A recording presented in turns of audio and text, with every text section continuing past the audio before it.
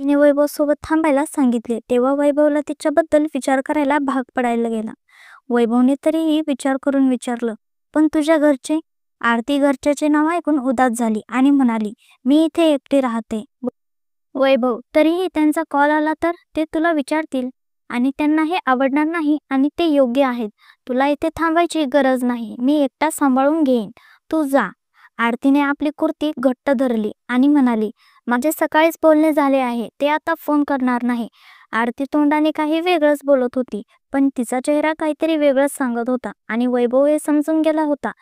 आरतीला तिच्या कुटुंबाबद्दल बोलण्यास सोयीचे वाटत नव्हते, म्हणून त्याने पुढे काहीच विचारले नाही. आरती देखील कशातही विचार गुंतून आपली कुर्ती बोटामध्ये गुंडाळून फिरवत होती. मग वैभवने वातावरण हलके करण्यासाठी म्हटले, तुझ्या लॅपटॉपवर काम करण्याची गती खूप कमी आहे आणि तू इतके सगळे हाताने लिहू शकत नाहीस. तर तू असे कर, जो लॅपटॉप तुला कामासाठी मिळाला आहे तो तुझ्यासोबत घेऊन जाऊ शकतेस. म्हणजे रिकाम्या वेळात तू टायपिंगचा सराव कर. यामुळे तुझी गती सुधारेल. आरतीचेही लक्ष विचलित झाले आणि तिला जे काम येत नव्हते त्याबद्दल ती वैभवला विचारू लागली. वैभवनेही चांगले आरतीला सर्व काम समजावून सांगितले होते. असेच कामाच्या विषयावर बोलता बोलता रात्रीचे 12 वाजले. या दरम्यान दोघांनी जेवण केले होते. आरतीने वेळ पाहिली आणि म्हणाली, सर आता तुम्ही झोपा. आरतीने नंतर सोफा पाहिला. सोफा वैभवसाठी लहान होता. सकाळपासून तो त्याच सोफ्यावर झोपलेला होता, त्यामुळे त्याचे पाय दुखले असते. पण आता ती तरी काय करू शकणार होती. वैभवच्या कॅबिनमध्ये कोणतीही खोली नव्हती. त्याला साधेपणाने राहायला आवडायचे आणि सामान्य लोकांसारखं. त्याच्या मनात इतकी मोठी फॅक्टरी किंवा उज्जैनमध्ये इतके नाव कमवण्याचा कोणताही अहंकार नव्हता. वैभव इतक्या साधेपणाने राहत होता की सामान्य लोकांमध्ये सामान्य बनून फिरत असे. वैभव जेही मुलाखती द्यायचा तेव्हा व्हिडिओ चालू ठेवत नसे, फक्त ऑडिओच बोलायचा. आणि जेव्हा प्रेसमध्ये जायची वेळ यायची, हेड मॅनेजरचे काम होते हे सर्व सांभाळणे. त्यामुळे वैभवला कोणीही ओळखत नव्हते. वैभव कपडेही कोणत्याही ब्रँडचे घालत नव्हता, त्यामुळे कुठेही गेला तरीही कोणी त्याच्यावर फारसे लक्ष देत नव्हते. त्याला साधेपणाने आपले जीवन जगायला आवडत होते. त्याच्या दृष्टीने हे नाव, ही प्रसिद्धी सगळं मोहमाया आहे. उद्या त्याच्यापेक्षा मोठा कोणीतरी उभा राहील. एक महान व्यक्तीने म्हटले आहे की जास्त शिक्षण आणि जास्त पैसा माणसाची बुद्धी भ्रष्ट करतात. गरजेपेक्षा जास्त शिक्षण मिळाल्यावर माणूस समोरच्याला काही समजत नाही. त्याची नजर चुकीची होते. तो स्वतःलाच ज्ञानी मानतो, बाकीचे अज्ञानी आहे असे त्याला वाटते. पण असे असणे आवश्यक नाही. आणि जास्त पैसा लोकांना आदर करायला विसरायला लावतो. जास्त पैसा पैशाची भूक आणखीन वाढवतो आणि त्याने सारे नातेसंबंध, कुटुंब फक्त नावापुरतेच राहते. कोणी कुणाला प्रेम किंवा वेळ देऊ शकत नाही. म्हणून कितीही कमवा, पण तुम्हीही कोणत्या ठिकाणाहून वर आला आहात हे कधी विसरू नका. ज्याच्यासारखे तुम्हीही कधी जीवन जगत होता त्याचा कधीही अपमान करू नका, कारण हा भाग्याचा खेळ असतो. पुढे जाण्याचा प्रयत्न सर्वजण करतात, पण काही जण ध्येयापर्यंत पोहोचतात. याचा अर्थ असा नाही की ध्येयावर पोहोचूनही तुम्ही त्यांची इज्जत करणे सोडून द्या. वैभवचे स्वतःचे वेगळे नियम होते. पण आरती सोफ्याकडे पाहत होती आणि वैभव आरतीकडे पाहून ती काय विचार करत आहे हे समजून गेला. म्हणून तो म्हणाला, आता तू सोफ्यावर झोप. आरतीला आश्चर्य वाटले आणि ती वैभवकडे पाहू लागली. तेव्हा वैभव म्हणाला, असे काय पाहत आहेस? सकाळपासून बसली आहेस, नाहीतर उभी आहेस. तुला आता विश्रांतीची गरज आहे.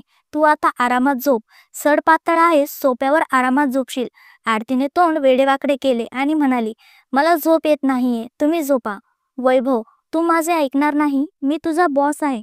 चल गप, झोप. आरतीने पुन्हा डोळे मोठे करून वैभवकडे पाहिले. ती विचार करू लागली की तो बॉस आहे म्हणून काय तिला त्याची प्रत्येक गोष्ट ऐकावी लागेल. वैभवने आरतीला थोडा वेळ आराम मिळावा या उद्देशाने मोठ्या आवाजात म्हटले, काय पाहत आहेस माझ्याकडे?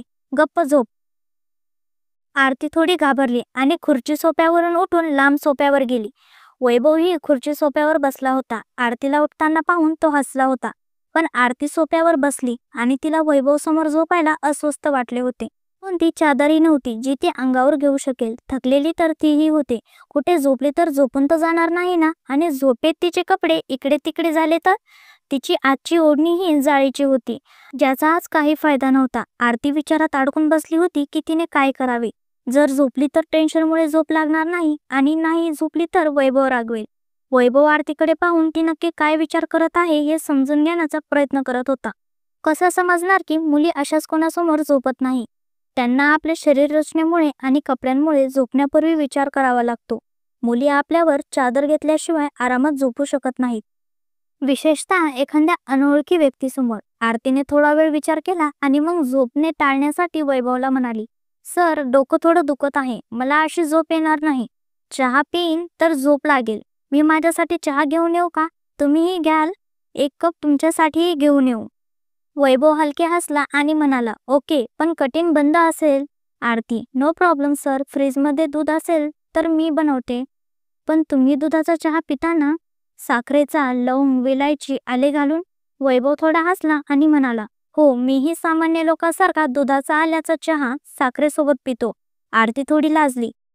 तिला जाणवले की तिने भावनाच्या थरात थोडं जास्त बोलले. आरतीने आपले डोके खाली केले आणि ओके म्हणून गाईत तिथून निघून गेली. वैभवच्या चेहऱ्यावर हास्य आणखीन वाढले. इतक्यात त्याचा फोन वाजला. वैभवने कॉल उचलला तर शिवा म्हणाला, दादा, कुठे आहात? इतकी रात्र झाली, तुम्ही आला ना? वैभव म्हणाला, अरे, ते थोडे महत्त्वाचे काम होते.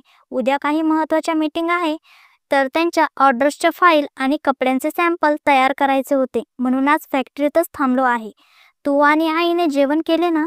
शिवा, हो दादा, पण काम इतके महत्त्वाचे आहे का? वैभव, हो छोट्या, महत्त्वाचे नसते तर काय मी थांबलो असतो? तू आरामात झोप, उद्या भेटतो. वैभव बोलतच होता की आरती परत आली आणि म्हणाली, सॉरी सर, मी तर विचारायलाच विसरले, तुम्ही नॉर्मल गोड चहा पिता की जास्त?